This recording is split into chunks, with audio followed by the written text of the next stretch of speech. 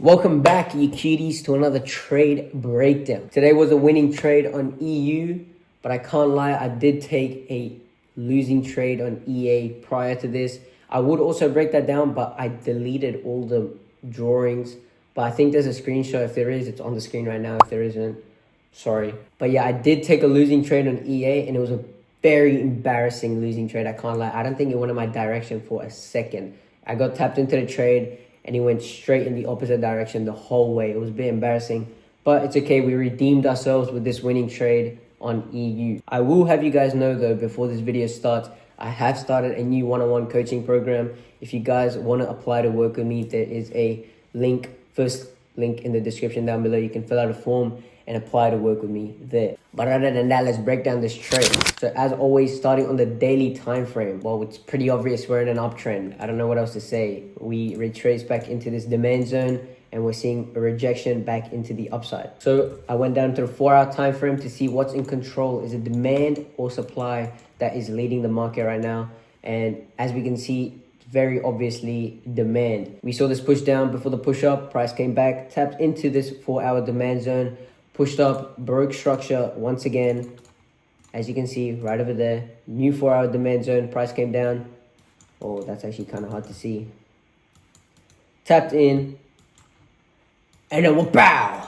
Broke structure once again, new 4-hour demand zone. And I was actually just trading the retracement back into the 4-hour demand zone before a continuation and another break of structure, which occurred right over here, just like that. So pretty sexy. So how do you trade reversals? How do you know when the market's gonna flip and come back down into the 4-hour demand zone? Well, the answer is pretty fucking simple, mate. You look to the left and you look for unmitigated zones of supply. It's pretty much that easy. You look for an unmitigated zone of supply, you wait for price to tap into that unmitigated zone of the supply, then you drop down into a lower time frame, you wait for a change of character into the downside, fresh area of supply, entry on the fresh area of supply, bada bing, bada boom, bang. And also, something that a lot of people forget to do is they look for draws on liquidity within the 4-hour demand zone. That's something that is very important to look for. That all sounded very confusing. Don't worry, I'm about to break it down. So one other thing that I did on the 4-hour time frame was look for unmitigated POIs, which I just said. This POI is already invalid because it touches with this one, and also it's been tapped into. It's been tapped into right over here. So it's already been used, so we don't use it. Kind of like when you're finding a girl, you don't want to look for used POIs. Sorry, I don't know why I said that. Anyways, this one, why don't we use this POI? Because again, it's been tapped into. This candle, it retraced back up, tapped into this zone, and then we saw a push down breaking market structure. And as you can see, it literally didn't react. Price came into that zone and completely destroyed it. It didn't even react to it. It didn't exist because it's already been tapped into, so we don't use it. This zone, however, wasn't tapped into. It's cleaner on the 15-minute time frame. So let me go on the 15-minute time frame. And you're also wondering, why did you skip the 1-hour time frame? Pardon me. I didn't really do much on the 1-hour time frame. I was just confirming the trend and making sure that there was actually liquidity above all the POIs that I was drawing out. But on the 15-minute time frame, firstly on the 4-hour time frame, I don't know what's happening in my head right now. But on the 4-hour time frame, if I turn on my 50% body candle tool, we saw this 50% body candle right over here. Bada bing, bada boom. Just like that. And it looks like it's been tapped into, but it actually wasn't. It's kind of hard to see. Maybe if I draw a line, that'll help you guys out. Boom.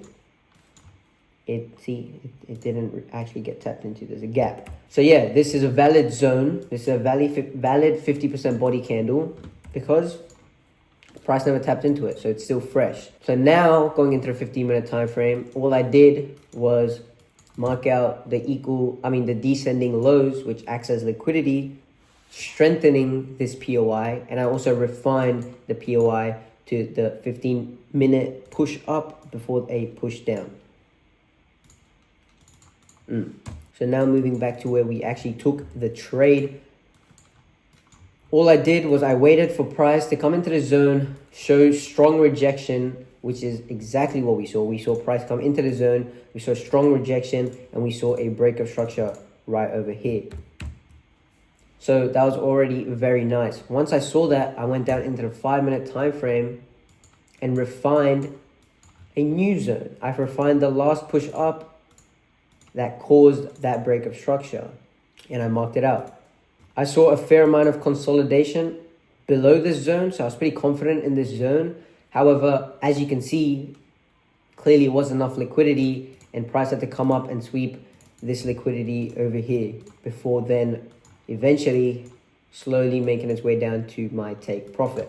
But I'm very glad that happened, because I can teach you guys something that took me a very long time to learn, which is stop loss placement. I would always mark out my fresh area of supply or demand on the lower time frame, and I'd always have my stop loss above that newly created supply zone. And if you watch my old video, like my short form videos, you'd see like multiple times price would come down, take me out, and then go straight in the direction that I wanted to go in, and it was really fucking annoying. I think I have an example still, if I can find it. I think it was on UJ. Yeah, right over here. Price would come, stop me out barely by like, what even is that? Like 16 pips or something. And then just completely reverse and go in the direction that I was anticipating it to reverse in. Like, look at that. I'm missing out on generational wealth right there. Not really, I'm joking, but still. It was really annoying. And it took me so long to figure this out. And it was all because I was talking to one of my friends about our strategies, and we were talking about where we place our stop loss. And he was telling me how his refined zone, his refined POI within the bigger POI is just to get a increased risk to reward ratio. It wasn't to determine where he places his stop loss. His stop loss was always going to be on top of the main supply zone. He would just go into a lower time frame, look for a change of character just so he can try to move his entry and make sure he actually gets tapped into his trade, and the trade either doesn't leave without him, or he can get a very nice risk to reward ratio on his trade. So I'm very glad I had that conversation, because then I wouldn't have won this trade, and hopefully many trades in the future. But yeah, that is something to keep in mind. One more thing, this draw on liquidity within the 4-hour demand zone, that made me really confident that price was going to come back down and at least take out some liquidity before continuing back up. That's why I was super confident in price retracing back into that 4-hour demand, because of this draw on liquidity. But yeah, that's pretty much it. It was a bit of a short breakdown. It was very clean market structure as well, so I was really pleased with that. I haven't seen clean market structure in so long, probably since before the tariffs happened. But yeah, if you guys have any questions, please let me know. Like, you can reach out to me on Instagram, my Discord, or you can just comment on this video. I'll reply to you. There's no such thing as stupid questions. I ask stupid questions as well sometimes. It's what you got to do to learn. But yeah, once again, reminder of my new one-on-one coaching program. If that does sound interesting to you, first link in the description, or you can just join my Discord. My Discord's completely free, and there's a bunch of value in there as well. But other than that, if you did find value from this video, consider dropping a like, subscribing, and also comment any video ideas. I'm always open to any new suggestions. But yeah, I appreciate you guys taking the time out of your day to watch this video, taking the time out of your day to invest in yourself, and I'll see you guys in the next one.